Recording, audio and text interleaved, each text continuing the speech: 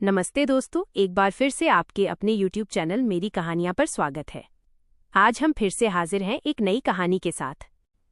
कभी कभी हम जिसे अपनी खुशकिस्मती समझते हैं वही हमारे विनाश का कारण बन जाती है। हम अक्सर चमक धमक और पैसों के पीछे भागते हुए अपनों की कड़वी मगर सच्ची बातों को अनसुना कर देते हैं।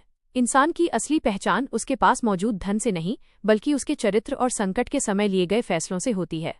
आइए सुनते हैं सारा की कहानी, जहां एक गलत चुनाव ने उसे बर्बादी के मुहाने पर खड़ा कर दिया था। मेरा पति रोज रात को ताश खेलता था और हर जीत कर लाता था। मैं उसे ताश खेलने का बादशाह कहती थी और उसकी हिम्मत बढ़ती थी क्योंकि उन पैसों से मैं रोजाना शॉपिंग किया करती थी। आज भी उसी का इंतजार कर रही थी। रात को आते ही वो पैसे मेरे हाथ पर रखता था और पैसों को अपने तकिए के नीचे रखकर सोने से मुझे बहुत सुकून मिलता था। वैसे वो देर से आया करता था, लेकिन मुझे जागने की आदत थी। वो अचानक भागता हुआ घर में दाखिल हुआ और कहने लगा, भाग जाओ यहाँ से, फौरन यहाँ से भाग जाओ, 1 मिनट की देर मत करो, भाग जाओ। लेकिन मुझे तो समझ में नहीं आया कि वो ये सब क्यों कह रहा है, मुझे भागने का क्यों बोल रहा है। रोजाना तो शराब पीकर आता था, आकर अजीब अजीब बातें करता था। मुझे लगा कि ये भी कोई ऐसी ही बात है, वरना ऐसे आपका पति घर में आए और आकर कहे भाग जाओ, तो आप उठकर भाग तो नहीं जाएंगे। आप उससे पहले पूछेंगे कि कहाँ भाग जाएं, क्यों भाग जाएं, क्या बात है, क्यों इस तरह कह रहे हो। मुझे तो उसकी बात समझ नहीं आई, पर वो खुद ही वहां से भाग गया। थोड़ी देर बाद मेरे घर के खुले दरवाजे से कोई अंदर दाखिल हुआ था। वो एक 6 फुट का आदमी था जो कि शक्ल से ही गुंडा लग रहा था। उसके चेहरे पर मुस्कुराहट थी। उसने मेरी तरफ देखा। मैंने उसे हैरान होकर देखा और कहा, कौन हो तुम? तो कहने लगा, मैं वही शख्स हूं जिसके साथ तुम्हारा पति हर दूसरे दिन जुआ खेलता था और अक्सर जीत जाता था, पर आज ये हार गया है। और तुम जानती हो ये किसको हार गया है? उसने मुझे गंदी नजरों से देखा और मैं समझ गई कि उसकी बात का क्या मतलब है। मैंने वहां से भागने की कोशिश की, लेकिन अब देर हो चुकी थी। अब मुझे समझ आया कि मेरा पति क्यों कह रहा था कि भाग जाओ, क्योंकि मेरा पति वैसे भी कोई आम आदमी नहीं था जिस तरह से उसके काम थे। अगर वो मुझे कह रहा था कि निकल जाओ तो मुझे भाग जाना चाहिए था, लेकिन मैंने देर कर दी थी और अब कुछ बुरा ही होने वाला था, क्योंकि उस आदमी ने रात भर मेरा नाम सारा है। मैं एक अच्छी शक्लो सूरत की लड़की थी, लेकिन जिससे मैं शादी करके आई थी वो मेरी पसंद था। इस रिश्ते में एक अच्छी बात ये थी कि उसका घर अपना था और वो भी घर में अकेला ही होता था। मेरी माँ ने यही सोचकर शादी कराई और मेरा साथ दिया कि मेरी बेटी सुकून से रहेगी। भाई रिश्ते के खिलाफ थे, लेकिन मैं उससे शादी करना चाहती थी क्योंकि मुझे उससे मोहब्बत थी। पर शादी के 2 साल तो घर में कुछ था भी नहीं। जिस तरह मैंने वक्त काटा, मैं जानती हूँ। इस घर में तो कुछ भी नहीं था। जब कोई लड़की शादी करती है तो वो यही सोचती है कि अपने घर से अच्छी जगह पर जाएगी, लेकिन मैं बुरी जगह पर आ रही थी। मेरे घर में भी खाने को कुछ नहीं होता था और यहाँ पर भी कुछ नहीं होता था। मेरा पति मुझे रोज कहता था कि एक दिन सब कुछ ठीक हो जाएगा, लेकिन ये सिर्फ कहने की बातें हैं। कुछ लोग ये कहते कहते ही इस दुनिया से चले जाते हैं और ठीक कुछ नहीं होता। कहते हैं कि किराएदार की कोई मोहल्लेदारी नहीं होती। हमारा घर अपना था, इसलिए हमारी मोहल्लेदारी थी। मोहल्ले में औरतों ने एक छोटा सा ग्रुप भी बना रखा था और हर संडे की रात वहां पर एक छोटी सी चाय पार्टी भी होती थी, जिसमें मैं जाने से पहले तो कतराती थी, क्योंकि वहां पर औरतें अपनी हफ्ते भर की शॉपिंग दिखाती और बातें करती। कहती कि मुझे मेरे पति ने ये लेकर दिया है, तो मुझे मेरे पति ने वो लेकर दिया है। ऐसे में मेरे पास बोलने का सिर्फ झूठ होता था और फिर झूठ पकड़ा जाता तो सब मुझ पर हंसती थीं। लेकिन मैं फिर भी बार बार उधर ही जाती थी, क्योंकि और मेरी जिंदगी में था ही क्या, बच्चे तो थे ही नहीं और मेरा पति तो वैसे ही अपनी दुनिया में बिजी रहता था, तो फिर कहीं न कहीं तो दिल लगाना ही था, तो यहाँ पर लगा लिया। लेकिन फिर मेरे पति ने काम शुरू कर दिया कि वो रात को देर से आता और मेरे हाथों पर हजारों के नोट रखता। पहले दिन तो जब उसने ऐसा किया तो मैं हैरान ही रह गई और मैंने पूछा, ये क्या? तो कहने लगा, आम खाओ, गुठलियां मत गिनो। मुझे भी कोई शौक नहीं ज्यादा सोचने का, क्योंकि मैंने बहुत अरसे बाद इतने पैसे देखे थे। उसने कहा, ये सारे पैसे तुम्हारे हैं, घर का सामान लो और जो बच गए उससे अपने लिए चीजें ले लो। मैं रोज रात को देर से आया करूंगा। मैंने अपने पति से कहा कि मुझे कोई मसला नहीं है। शायद उसने कोई रात का काम शुरू कर लिया था। चलो अच्छा है, अगर इतने पैसे मिल रहे थे तो मुझे क्या मसला था। मुझे लगा कि उसको एडवांस पैसे मिले हैं जो लाकर मेरे हाथ पर रख गया है। लेकिन अगली रात वो फिर से उतने ही पैसे ले आया। मैं तो हैरान ही रह गई, पर मुझे पूछने का कोई शौक नहीं था। अगर पैसे आ रहे थे तो मैं इसी में खुश थी और मेरा पति भी खुश था। मेरे पापा जी कहते थे कि जब मर्द पैसे लेकर आए तो उससे ये नहीं पूछना चाहिए कि कैसे लेकर आए हो, ले आया यही बड़ी बात है, क्योंकि उसका काम है पैसे कमाना। इससे पहले भी मेरा पति पैसे तो घर लाता था, वही घर को चलाता था, लेकिन जिस तरह से चलाता था वो मैं ही जानती हूँ। लेकिन अब तो उसने रोज घर में पैसे लाने शुरू कर दिए। रोजाना वो रात को मेरे हाथ पर पैसे रखता, लेकिन एक बात बढ़िया थी कि पैसे कभी ज्यादा होते थे, कभी कम होते थे। मुझे मेरे पापा जी की बात याद आई कि कोई जरूरत नहीं है ये कहने की कि मेरा बेचारा पति कहाँ से पैसे लेकर आता है, कितनी मेहनत करता है, रात को ड्यूटी करता है, कोई नाइट ड्यूटी तो नहीं है, कोई मुश्किल काम तो नहीं है, बस चुप करके बैठे रहा करो। मेरे पापा जी बड़े गुस्से वाले आदमी थे। उन्होंने कभी भी हमारे साथ प्रेम का व्यवहार नहीं किया, हमें हमेशा गुस्सा ही दिया। मुझे इसलिए उनके घर जाना अच्छा नहीं लगता था और मैं ज्यादा मेल मिलाप नहीं रखती थी। लेकिन मुझे उनकी बातें याद थीं, इसलिए मैंने भी अपने पति से कभी पूछा ही नहीं कि वो ये पैसे कहाँ से लेकर आ रहा है। हमारे घर में पहले बहुत सामान था। जब मेरी शादी हुई तो मेरे घरवालों ने मुझे दहेज दिया था, लेकिन जब हमारे हालात बुरे हुए तो हम घर की चीजें ही बेचने लगे। और अब तो ये नौबत आ गई थी कि घर की जो भी चीजें नहीं थी वो सारी बना ली, और फिर भी पैसे बच गए क्योंकि रोज ही इतने पैसे आ जाया करते थे। अब तो मैं रोज शॉपिंग करने जाती थी। मोहल्ले की औरतें मुझे देखकर हैरान होती और कहती कि तुम्हारी क्या कोई लॉटरी निकली है, या तुम्हारे पति ने कोई लंबा हाथ मारा है जो अब तुम्हारे हाथ में इतने पैसे आने लगे हैं। मैंने कहा कि लंबा हाथ मारने से क्या मतलब है। मेरा पति मेहनत की कमाई करता है, सारी रात मेहनत करता है और सुबह पैसे लाकर मेरे हाथ रखता है। तुम लोगों के सामने ही था सब कुछ, मेरे हालात कितने खराब थे। लेकिन वक्त बदलते देर नहीं लगती। तुम लोग भी दूसरों पर ऐसी बातें करना छोड़ दो, नहीं तो तुम्हारे साथ भी कुछ उल्टा हो जाएगा। उन सबके मुंह बंद हो गए। उनके मुंह देखने वाले थे। मुझे बड़ी खुशी भी हो रही थी, मुझे अच्छा लग रहा था। सीधी सी बात है कि पैसा एक बहुत बड़ी जरूरत है। आप ये नहीं कह सकते कि पैसा नहीं है तो कोई बात नहीं। और ये बात भी गलत है कि प्यार से घर चलता है।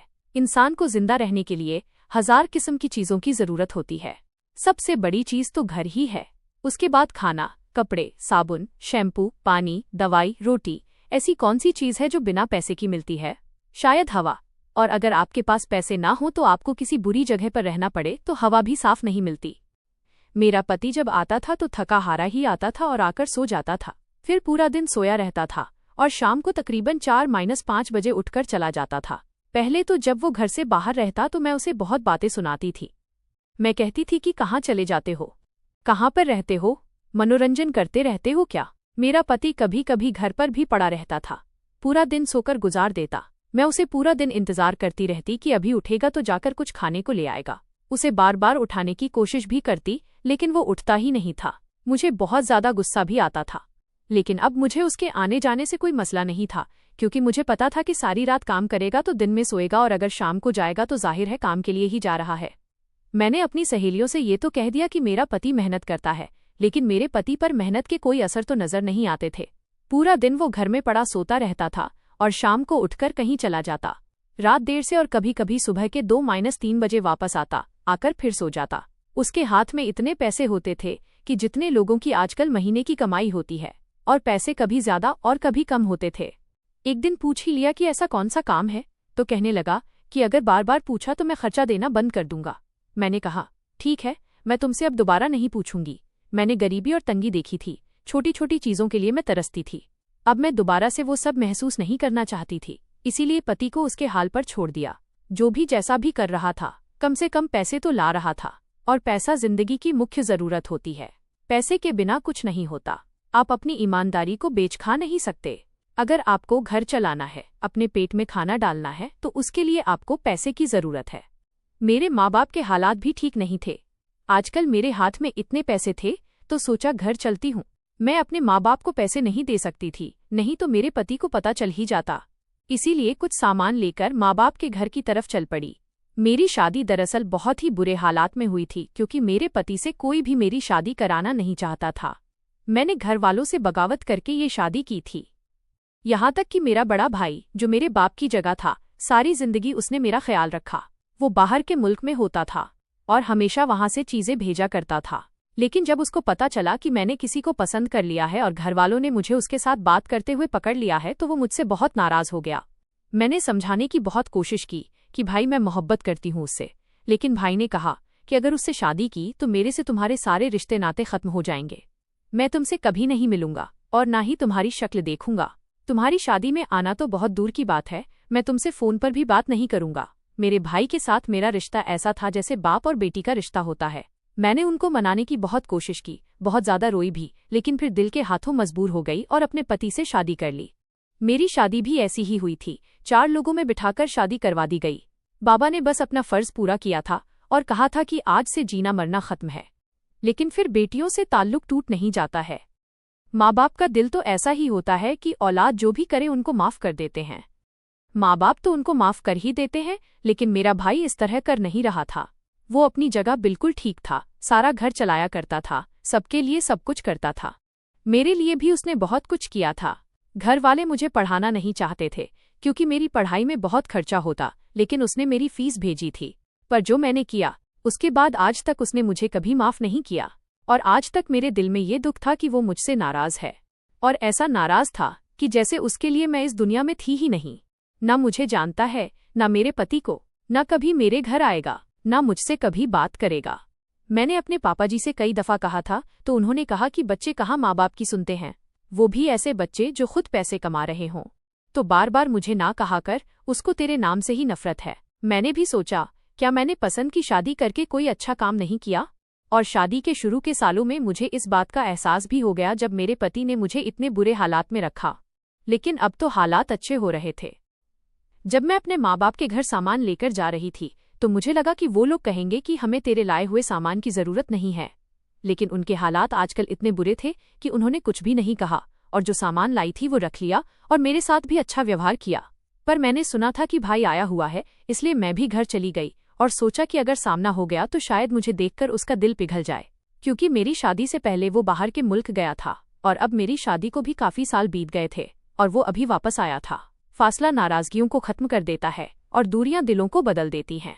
बस इसी आसरे पर बहाना बनाकर घर की तरफ रवाना हो गई। हाथों में इतनी चीजें थीं कि माँ तो खुश हो गई, क्योंकि उसको तो चूल्हा जलाना होता है। सब्जियां, फल, दाल, चावल, तेल सब कुछ लेकर गई थी। मेरी माँ ने मुझे प्यार से बैठाया और कहा कि इतना सारा सामान लेने की क्या जरूरत थी, तुम्हारे अपने हालात ठीक नहीं हैं। क्या तुमने नौकरी कर ली है? तो मैंने कहा कि नहीं, मेरे पति का काम अच्छा चल रहा है। लेकिन अब बाबा से यही कहना कि ये उसके पैसों की चीजें नहीं हैं, बल्कि मैंने कहीं नौकरी कर ली है, नहीं तो उनको ऐतराज होगा। मेरी माँ ने कहा कि अब तुम्हारे बाबा को ऐतराज नहीं होगा, वो बहुत ज्यादा परेशान हैं। वो रिटायर हो गए हैं और घर में आजकल ऐसे दिन भी आते हैं कि खाने पीने को कुछ नहीं होता। मैंने माँ से कहा कि ऐसे हालात चल रहे थे और आपने मुझे बताया क्यों नहीं? भाई कहाँ है? भाई कुछ नहीं करते। मेरी माँ ने कहा कि तेरा भाई वापस आ गया है, उसने नौकरी भी छोड़ दी है और तेरे भाई के साथ ऐसा कुछ हुआ है कि अब वो कभी पहले जैसा नहीं होगा। मुझे तो लगता है कि कमाने के काबिल ही नहीं रहा, वो बदल गया है। मैंने कहा कि ऐसा भी क्या हो गया हमारे भाई के साथ, बताइए मुझे, नहीं तो मेरा तो दिल फटा जा रहा है। मेरी माँ बोलने ही वाली थी कि बाबा वहां पर आ गए। बाबा को ना जाने किस बात का गुस्सा था, ठीक से मुझसे बात नहीं की और कमरे में चले गए। ये देखकर मुझे बहुत बुरा लगा और मैं भी 10-15 मिनट बैठने के बाद वापस आ गई। माँ ने कहा कि ऐसे नहीं करो बेटी, अपने घर से नाराज होकर नहीं जाते, अच्छा नहीं लगता। तो मैंने कहा कि शायद मुझे यहाँ नहीं आना चाहिए था। मेरा दिल बहुत बुरी तरह से दुख गया था, लेकिन मेरे दिल को शायद हमेशा से ही दर्द मिलना था और ये बात तय थी। औरत की भी क्या जिंदगी होती है, बेचारी सारी जिंदगी दूसरों की सेवा करती रहती है, कभी माँ बाप की, कभी पति की, कभी बच्चों की। हमेशा उनके घर को साफ करती है, उनके कपड़े धोती है, लेकिन ना तो उसकी सेवा का कोई फल मिलता है और ना ही उसका अपना कोई घर होता है। मैं रोते रोते अपने घर आ गई और सोचा कि पता नहीं भाई के साथ क्या हुआ है। फिर इतना ही सोच पाई कि शायद उसकी नौकरी छूट गई है। लेकिन मेरा भाई बहुत काबिल था, बहुत पढ़ा लिखा था। उसने बाहर के मुल्क में रहकर बहुत पैसे कमाए थे, शायद वो फिर कोई नौकरी कर ही लेता। मुझे इस बात की टेंशन नहीं थी क्योंकि वो बहुत ही काबिल था। मैंने सोचा कि जब इतने सारे पैसे आते हैं तो क्यों न मैं सारा सामान एक साथ ही ले लूं। मैं दुकान पर गई और पूरे महीने का सामान एक साथ ले लिया। लेकिन मेरे पास फिलहाल इतने पैसे नहीं थे। मैंने दुकान वाले को कहा कि सुबह पहले वक्त आपको आपके पैसे मिल जाएंगे। दुकान वाले को हम पर थोड़ा सा शक जरूर था क्योंकि हम पहले भी उसके साथ उधार करते थे, लेकिन अब जब सारा उधार उतार चुके थे तो उसने हमें ज्यादा उधार दे दिया। मैं सारा सामान अपने सामने रखकर ही बैठी थी जब मेरा पति कुछ देर बाद ही वापस आ गया। मैंने कहा कि आज इतनी जल्दी वापस आ गए? तो कहने लगा कि बस आ गया हूँ वापस। ये तुम क्या करके बैठी हो? तो मैंने उससे कहा कि मैंने पूरे महीने का सामान ले लिया उसने मुझे हैरान होकर देखा और कहा कि किसने कहा था तुम्हें ये सब करने के लिए? ये सामान तो हजारों रुपए का लग रहा है। तुमने तो सामान ऐसे लिया है जैसे हमारे घर में शादी होने वाली है। मैंने कहा कि जब हर चीज रोज इस्तेमाल होनी ही है तो फिर थोड़ी थोड़ी करके लेने की क्या जरूरत है? वैसे भी शॉपिंग करके थक गई हूँ, अब कोई घर की भी चीज ले लूं। आपको तो खुश होना चाहिए। खुश तो तुम हो जाओगी जब तुम्हें ये पता चलेगा कि आज मेरे पास 1 रुपया भी नहीं है। मैंने कहा कि मैंने दुकान वाले को कहा था कि मैं सुबह 10 बजे तक उसको पैसे दे दूंगी, और मैंने यही सोचकर कहा था कि आप रात तक पैसे ले आएंगे। तो मेरा पति मुझ पर चिल्लाने लगा और कहने लगा कि पैसा पैसा करती रहती हो, कभी नहीं होते इंसान के पास पैसे। अब तुम जानो और तुम्हारा काम जाने, मैं कुछ नहीं कर सकता। मैंने तुम्हें इतने पैसे लाकर दिए, थोड़े बहुत पैसे साइड पर नहीं रख सकती थी? दुकान वाले को ये बात पता चल जाती कि मैं उसको पैसे नहीं देने वाली, तो उसने ये बात मोहल्ले की सारी औरतों को बता देनी थी कि फलां घरवाली इतना सामान ले गई है पर पैसे नहीं दिए हैं। दुकान वालों के तो वैसे भी अतब औरतों जैसे ही होते हैं, पूरा दिन औरतों से बातें करते रहते हैं। फिर मैं अपनी एक दोस्त के पास गई और उससे कहा कि तुम तो जानती हो आजकल मेरे हाथ में बहुत पैसे होते हैं, बस आज के दिन नहीं है। मेरा एक काम है, उसके लिए मुझे पैसे दे दो। उसको यकीन था कि मेरे पास बहुत पैसे हैं, तो उसने मुझे पैसे दे दिए और मैंने दुकान वाले से अपनी जान छुड़वा ली। लेकिन अभी भी मेरे सिर पर कर्ज था और अब मेरी दोस्त, जो कि बस नाम की दोस्त थी, उसको मुझे पैसे देने थे। अगले दिन फिर मेरा पति काम पर गया और मैं दुआ करने लगी कि आज तो ये पैसे लेकर ही वापस आए। लेकिन उस रात कुछ ऐसा हुआ कि मैं हैरान और परेशान रह गई। मैंने कभी सोचा भी नहीं था कि ये सब होगा। मेरे पति को बहुत देर हो गई थी, इस टाइम वो आ जाया करता था। मैं बाहर ही बैठी थी और उसका इंतजार कर रही थी। रात का वक्त था, लेकिन मैं अकेली ही घर में रहती थी। भगवान ने अभी तक मुझे औलाद नहीं दी थी। जब अचानक से दरवाज़ा जोर से बजा, मैंने जाकर दरवाज़ा खोला तो मेरा पति मुझे धक्का देकर अंदर आ गया और दरवाज़ा बंद कर दिया। मेरे पति की हालत अजीब सी थी। वो भागकर आ गया तो उसकी जेब से कुछ पैसे भी गिर गए। मैं पैसों की लालची हो चुकी थी कि मैंने पैसे उठाए और फिर पति की तरफ बढ़ी। उसने मेरे हाथ से पैसे छीनकर फेंक दिए। उसने कहा कि ये पैसे नहीं, मुसीबत है जो मैं इस घर में लाता रहा, और तुम ऐसी औरत हो जिसने मुझसे ये भी नहीं पूछा कि पैसे कहाँ से ला रहे हैं, जबकि कोई काम भी नहीं करता हूँ। मैं जुआ खेलता था, यह पैसे मैं जीत कर लाया करता था, लेकिन आज मैं हार गया हूँ। आज मैं सब कुछ हार गया हूँ। तुम फौरन अपना चेहरा छुपाओ, अपना चेहरा फौरन से पहले छुपा लो। मेरे पति ने मेरे दुपट्टे को मेरे चेहरे पर बांध दिया। मैंने कहा कि चेहरा क्यों छुपाऊं? पति ने कहा कि चलो कमरे की खिड़की से बाहर निकल के घर से भाग जाओ। मैं कहने लगी कि ये तुम किस किस्म की बातें कर रहे हो? पहले जुआ खेलते रहे हो और अब मुझे यहाँ से भगा रहे हो। मैं कहाँ जाऊंगी इस वक्त? मैं क्यों भाग जाऊं? मेरे पति का कहना था कि अपने घर चली जाओ, अपने घर की तरफ भाग जाओ, सुबह मैं तुम्हें आकर ले जाऊंगा। मैंने कहा कि मैं इस वक्त घर जाऊंगी तो वो लोग क्या सोचेंगे और वो लोग मुझे क्यों अंदर आने देंगे? मैं उनको क्या बताऊंगी कि मेरे पति की वजह से मुझ पर ये हालात आए हैं कि मैं आधी रात को घर से बाहर क्या कर रही हूँ? अरे मैं तो तुम्हारे साथ कुछ नहीं कर रहा हूँ, लेकिन अगर अभी इस घर से ना निकली तो फिर जो तुम्हारे साथ होगा उसके बाद हम दोनों की जिंदगी बर्बाद हो जाएगी। मुझे अपने पति की कोई बात समझ नहीं आ रही थी। वो पूरी तरह कांप रहा था, बार बार पानी पीता था, इधर उधर जाता था। मेरे चेहरे को ढक दिया और मुझे कहने लगा कि बस निकल जाओ यहाँ से। यहाँ तक कि जब मैंने उससे ज्यादा सवाल किए तो वो मुझ पर चिल्लाने भी लगा। फिर उसने मेरा हाथ पकड़ा और मुझे कमरे की तरफ ले जाने लगा। खिड़की खोल दी और कहा, यहाँ से निकल जाना, मैं तुम्हें सुबह आकर ले जाऊंगा। लेकिन इससे पहले ही हमारे दरवाजे पर तोड़फोड़ की आवाज आना शुरू हो गई। कोई हमारा दरवाजा तोड़ रहा था। मेरे पति ने मुझे कहा, निकलो निकलो, और मुझे इतनी जोर से धक्का दिया कि मैं खिड़की से ही जा लगी। अब मुझे भी गुस्सा आ गया। मैंने कहा कि हुआ क्या है, मुझे ये बताओ। तभी वो शख्स अंदर दाखिल हो गया और मेरा पति खुद ही इस खिड़की से निकलकर बाहर भाग गया। मैं हैरान और परेशान रह गई ये सब देखकर कि मेरे पति ने ये सब क्या किया। घर में कोई मर्द दाखिल हुआ और वो मुझे अकेला छोड़कर भाग गया। मैंने उस शख्स को देखा। उसके चेहरे पर दाढ़ी थी, उसकी आंखों के नीचे हल्के पड़े हुए थे, उसके बाल उड़ते हुए थे। वो मुझे कोई गुंडा लग रहा था। उसने मुझे कहा कि अब भागने की कोई जरूरत नहीं है।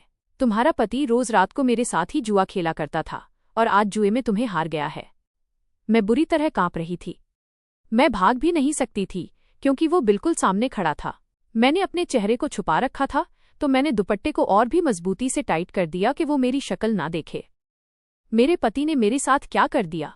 इसका मतलब कि वो पैसे जुए के पैसे थे और आज मेरे पति ने मुझे ही दांव पर लगा दिया था। मैं जाकर उसके कदमों में बैठ गई और मैंने कहा कि मेरे साथ ऐसा कुछ मत करो, मुझे जाने दो।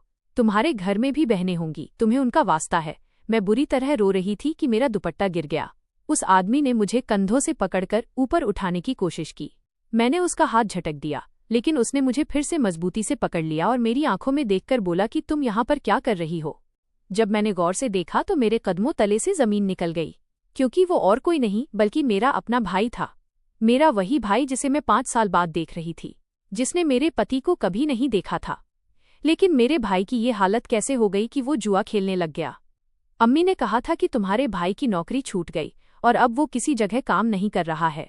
हम दोनों भाई बहनों की हालत अजीब सी हो गई। हम 5 सालों के बाद एक दूसरे को देख रहे थे, वो भी ऐसे। मेरे भाई ने तो अपना सर पीटना शुरू कर दिया। फिर मैंने उसे रोका और कहा, बैठ जाओ, मुझे बताओ ये सब क्या है। उसने कहा कि ये शख्स तुम्हारा पति है। मैंने कहा, बदकिस्मती से यही मेरा पति है। मेरे भाई ने कहा, तुमने शादी कर ली। मैं तुमसे बहुत ज्यादा नाराज था। मैं तुम्हारी शादी में भी नहीं आया, तुम्हारे पति को कभी नहीं देखा, घर वालों से कभी तुम्हारा जिक्र भी नहीं किया, उनसे ये भी नहीं कहा कि मुझे तुम्हारी या तुम्हारे पति की तस्वीर दिखा दें। अगर कभी वो तुम्हारा नाम भी लेते तो मैं फोन ही बंद कर देता, इतना गुस्से में था। लेकिन फिर जाने मुझे किस बात की सजा मिली कि मैंने एक लड़की से मोहब्बत कर ली और उसने मुझसे शादी का वादा किया। वहीं पर उसने मुझसे शादी भी कर ली। उसने मुझसे शादी की और 9 महीने मेरे साथ रहने के बाद मुझे कहने लगी कि मुझे पैसों की जरूरत थी, इसलिए मैंने शादी की। अब मुझे तलाक दे दो और तलाक की सूरत में मुझे अपना हक भी चाहिए और ये सब चीजें देनी होंगी। उसने मुझे एक लिस्ट दी। मुझे उसकी बेवफाई का पहले से अंदाजा था।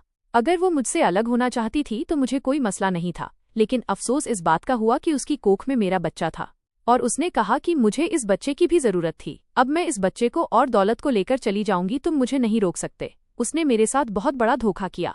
वो मेरी जिंदगी बर्बाद कर गई और मेरी औलाद को भी साथ ले गई। अभी तक तो मेरा वो बच्चा 3-4 साल का हो गया होगा, लेकिन मैंने आज तक उसे देखा तक नहीं है।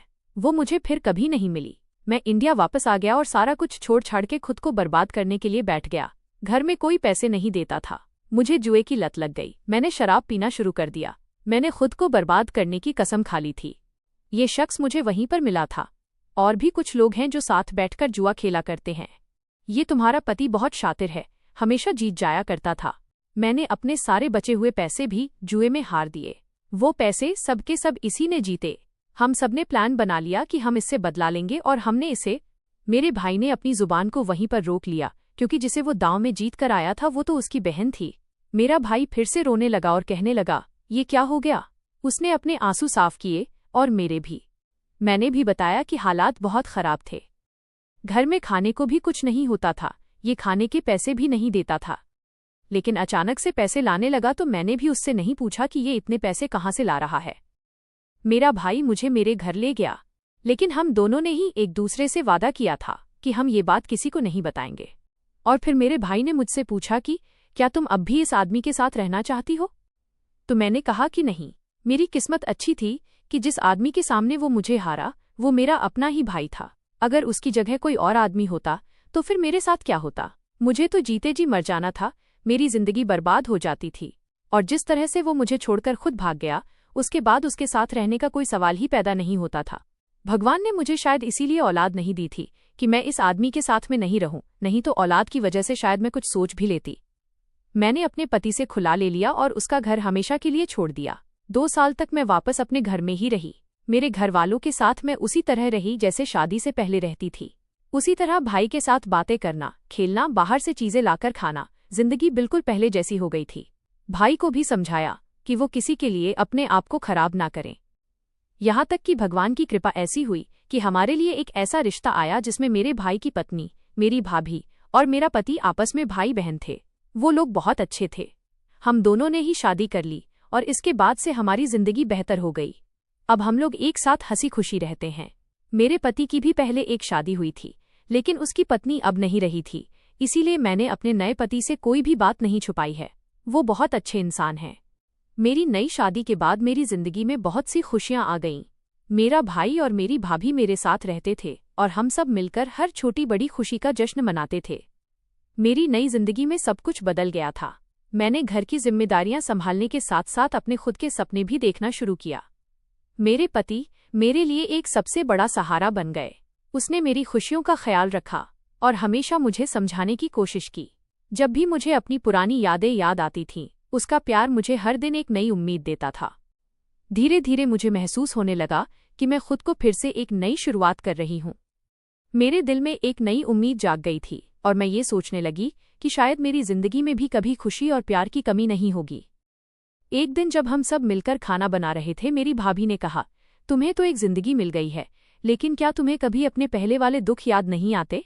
मैंने थोड़ी देर सोचा और कहा, हाँ, उन दुखों को भूलना आसान नहीं है, लेकिन उन्होंने मुझे मजबूत बनाया है। अगर मैं उन दुखों का सामना नहीं करती तो शायद आज मैं यहाँ नहीं होती। मेरे पति ने मेरी बात को सुना और कहा, तुम्हारे दुख ने तुम्हें सिर्फ मजबूत नहीं बनाया, बल्कि मुझे भी ये समझने में मदद किया है कि जिंदगी में प्यार और समर्पण की क्या अहमियत है। कुछ महीनों बाद जब सब कुछ ठीक चल रहा था, मुझे महसूस हुआ कि मैं एक बार फिर से माँ बनने वाली हूँ। ये खुशी का पल था, लेकिन मुझे अपनी पुरानी यादें याद आने लगीं। मेरा दिल थोड़ा डर रहा था, लेकिन इस बार मैंने खुद पर विश्वास किया। मेरे पति मेरी हर बात समझते थे और उन्होंने मुझे भरोसा दिलाया कि इस बार सब कुछ ठीक होगा। जब मेरी बेटी पैदा हुई तो मेरी जिंदगी में एक नई रोशनी आ गई। उसकी मासूमियत ने मेरे दिल को खुशी से भर दिया। उसने मुझे ये समझाया कि जिंदगी की खुशियां हमेशा छोटी छोटी चीजों में होती हैं। मेरे भाई और भाभी ने भी इस खुशी में शामिल होने का फैसला किया और हम सब मिलकर उसका स्वागत किया। धीरे धीरे हम सब मिलकर नए सपने देखने लगे। हमारे घर में खुशियों की बातें, छोटी छोटी मुस्कुराहट और एक नई शुरुआत की खुशबू थी। मैं अपने सपनों को पूरा करने के लिए नई कोशिश करने लगी। ये मेरा नया परिवार था और अब मैं इस परिवार के लिए कुछ भी करने को तैयार थी। ये मेरे लिए एक नई जिंदगी थी जिसमें मैंने अपने दुखों को भूलकर खुश रहने की कोशिश की। और अब मुझे समझ आ गया कि जिंदगी में हर मुश्किल वक्त के बाद एक नया उजाला आता है, बस हमें उसका इंतजार करना होता है। बस यही जिंदगी है जो बहुत ज्यादा अजीब है। लेकिन एक बात मैं आखिर पर जरूर कहना चाहूंगी कि आप अपनी जिंदगी को किसी भी ऐसे इंसान के हवाले नहीं करोगे जो आपके काबिल नहीं है, वरना वो आपको एक दिन जुए में भी हरा सकता है, आपको अपने ही घर में भूखा भी रख सकता है। और ये सब कुछ आप किसके लिए बर्दाश्त कर रहे हैं?